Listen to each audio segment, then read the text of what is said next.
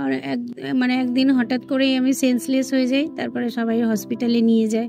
নিয়ে যাওয়ার পরে তারপরে টেস্ট হয়। আমার টেস্ট হওয়ার পরে ডক্টর জানালো যে আমার ব্রেনে টিউমারও আছে। যখন টিউমারের খবরটা শুনেছিল যে মায়ের মাথায় টিউমার ধরা পড়েছে, তখন তো সবাই আর কি চিন্তায় রয়েছে যে অপারেশন সাকসেসফুল হবে কি না, বা অপারেশনের পর মা আর কি ঠিক হবে কি না, বা অপারেশনে তো অনেক কিছু হতে পারে, ব্রেনের অপারেশন ভুলে যেতে পারে, হতে পারে। তো এবার সেই নিয়ে সবাই অনেক চিন্তায় ছিল। আমাকে সবাই বলতো যে মাকে দেখবি, মায়ের খেয়াল রাখবি, বোনের খেয়াল রাখবি, এই সমস্ত কিছু আর কি বলতো। এবার তারপরে টিউমার অপারেশন তো হয়ে গেল ঠিকঠাক। তারপরে বায়োপসি রিপোর্টে যখন ক্যান্সার ধরা পড়লো, তখন আমি টিউমার অবধি আমি নিজের ধৈর্য রেখে দিয়েছিলাম, কিন্তু যেই বায়োপসি রিপোর্টে ক্যান্সার ধরা পড়লো তখন আর আমি আর ধৈর্য রাখতে পারলাম না। তখন আর কি আমি মাকে জড়িয়ে ধরে কাঁদতে শুরু করলাম, প্রত্যেকটা মানুষকে বললাম। তো প্রত্যেকটা মানুষ আর কি ভেবেই নিয়েছে যে মা আর বেশি দিন বাঁচবে না। আমাকে বড়রা যারা ছিল আর কি, আমার মায়ের রিলেটিভস, আমার রিলেটিভস যারা আছে, আমার কাকা কাকি যারা আছে, সবাই বলতো যে মা তো বেশি দিন বাঁচবে না, তো তোর এখন করা উচিত কি, যে বোনকে দেখা উচিত, নিজের পায়ে তাড়াতাড়ি দাঁড়ানো উচিত, এই জিনিসগুলো বলতো। মানে সবাই আর কি ভেবেই নিয়েছিল যে আমার মা বেশি দিন বাঁচবে না। এবার টিউমারটা অপারেশন করলো, তারপরে বায়োপসি রিপোর্ট করতে দিল টিউমারটা। তারপর বায়োপসি রিপোর্ট আসলো, আসার পরে জানতে পারলো যে আমার ব্রেনে মানে ক্যান্সার আছে। শুধু ব্রেনে না, আমার শরীরের অন্য জায়গায়ও ক্যান্সার আছে। প্রচুর ডিপ্রেশনে চলে গেছিলাম। প্রত্যেক দিন রাতে আমি কাঁদতে কাঁদতে ঘুমাতাম, ঘুমই আসতো না আমার। যেখানে আমি ঘুমাতে প্রচুর ভালোবাসি, সেখানে আমার কোনো ঘুমই আসতো না, চিন্তায় আমার ঘুমই আসতো না। এরকম যে আমি আমার কেরিয়ার কি ভাববো, আমি ভাবতাম যে আমার মাকে আমি কি করে বাঁচাবো, কি করে আমার মা ঠিক হবে।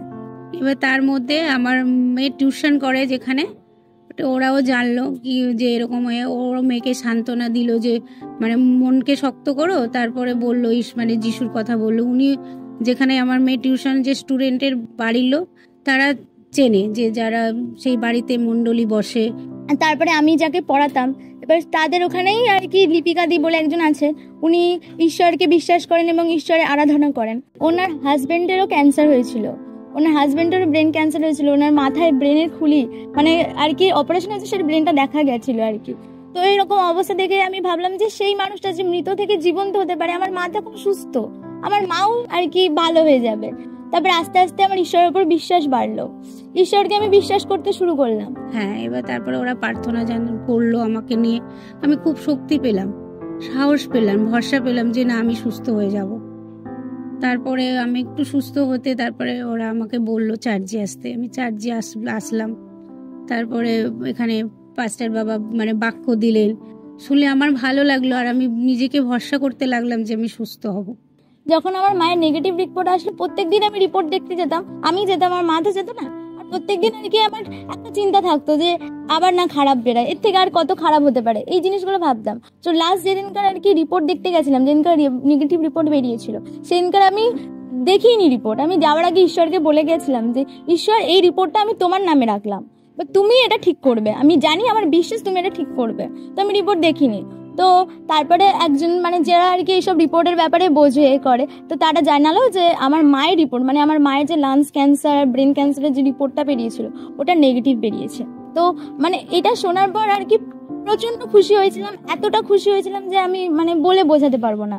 তো ঈশ্বর সত্যি মহান, ঈশ্বর সত্যি আছেন, প্রত্যেকটা মানুষের যন্ত্রণা বোঝার মতো উনি একমাত্র আছেন, যে মানুষের প্রত্যেকটা যন্ত্রণা রিলিফ করে।